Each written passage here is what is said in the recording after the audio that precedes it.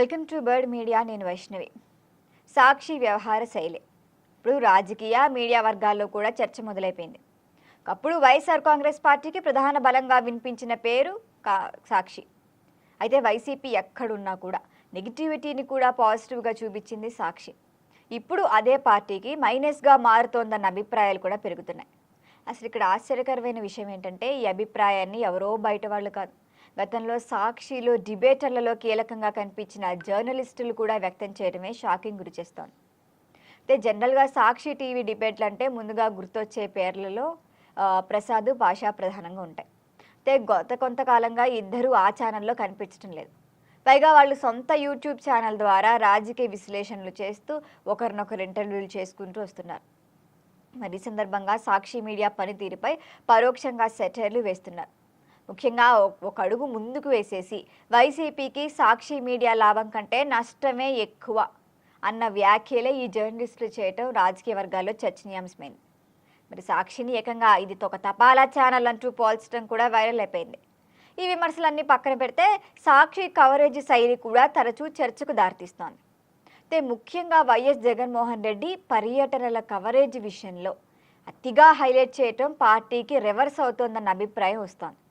మనం ఉదాహరణకే తీసుకుంటే జగన్ బెంగళూరు నుంచి తాడేపల్లికి వచ్చారు. ఆయన వస్తున్న ప్రతిసారి గన్నవరం ఎయిర్పోర్టు వద్ద భారీ జన సమీకరణ చూపించడం, అసలు జనాలు అక్కడ మూకుమ్మడిగా మూగిపోయి జగన్ కోసం, జగన్ ఆరోగ్యం కోసం, జగన్ సెల్ఫీల కోసం, అసలు మా నాయకుడు వచ్చారు అంటూ భారీ జన సమీకరణ, ఇంత గొప్ప స్వాగతం మరే నాయకుడికి దొరకదు అంటూ ఓవర్ యాక్షన్ చేయటం, ఈ స్వాగత కార్యక్రమాలు విస్తృతంగా ప్రచారం చేయడం జరుగుతోంది. ఇవన్నీ చూసిన సాధారణ జనాలు కూడా ఎందుకింత ఓవర్ యాక్షన్ అని అనక మానట్లా. అలాగే ఆయన తిరిగి బెంగళూరుకి వెళ్ళే టైంలో కూడా సేమ్ ఇదే రీతిలో కవరేజ్ ఇస్తూ వస్తోంది సాక్షి. మరి ఈ తరహా ప్రచారం ద్వారా జగన్ ఎక్కువ సమయం అసలు ఏపీలో కాకుండా బెంగళూరులోనే గడుపుతున్నారన్న భావన ప్రజల్లో మరింత బలపడుతోంది. ఇది మాత్రం మిస్ అవుతోంది సాక్షి. పార్టీ బలాన్ని చూపించాలన్న ఉద్దేశం మంచిదే, మరి అలా వింగడ్ అయిపోయాడు బయటికి వెళ్ళాక. పార్టీ బలాన్ని చూపిద్దామన్న ఉద్దేశం కరెక్టే, కానీ వాళ్ళు చేసే కవరేజు ప్రతికూల చర్చకు దారితీస్తోందన్న అభిప్రాయం కూడా వ్యక్తమవుతోంది. ఇటీవల రీసెంట్ విషయం ఉద్యోగ సంఘాల ఆందోళన. మరి ఆ టైంలో కూడా సాక్షి ప్రచురించిన కథనాలపై విమర్శలు వచ్చాయి. కొన్ని వర్గాల్లో కేవలం ఒకే సామాజిక వర్గానికి చెందిన ఉద్యోగ సంఘాల నేతల ఫోటోలు, వాళ్ళ అభిప్రాయాలకు ప్రాధాన్యం ఇవ్వటం వల్ల ఇతర వర్గాల నేతలు ఎంతో కొంత అసంతృప్తి వ్యక్తం చేశారు. దీంతో పాపం సాక్షి కవరేజ్ ఒక వర్గానికి మాత్రమే పరిమితం అయిపోయిందన్న విమర్శలు వస్తున్నాయి. ఏదేమైనప్పటికీ ఇందులో ఎంత లాభపడ్డారో తెలియదు, కానీ డ్యామేజే ఎక్కువ జరుగుతోంది.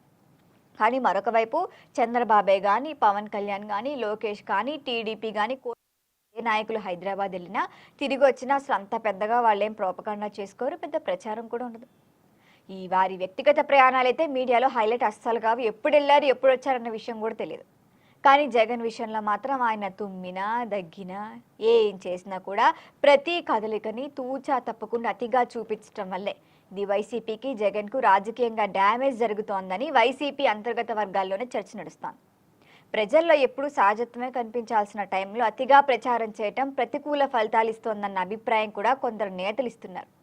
మరి పార్టీ నాయకత్వమే కానీ, జగన్ కానీ ఈ విషయాన్ని ఎంత త్వరగా గుర్తిస్తే అంత మంచిదని కూడా అందరూ చెప్తున్నారు. మొత్తానికి సాక్షి మీడియా ఎప్పటికీ వైసీపీకి బలమా లేకపోతే రాజకీయంగా భారమా అన్న ప్రశ్న మాత్రం ఇప్పుడు గట్టిగా వినిపిస్తోంది.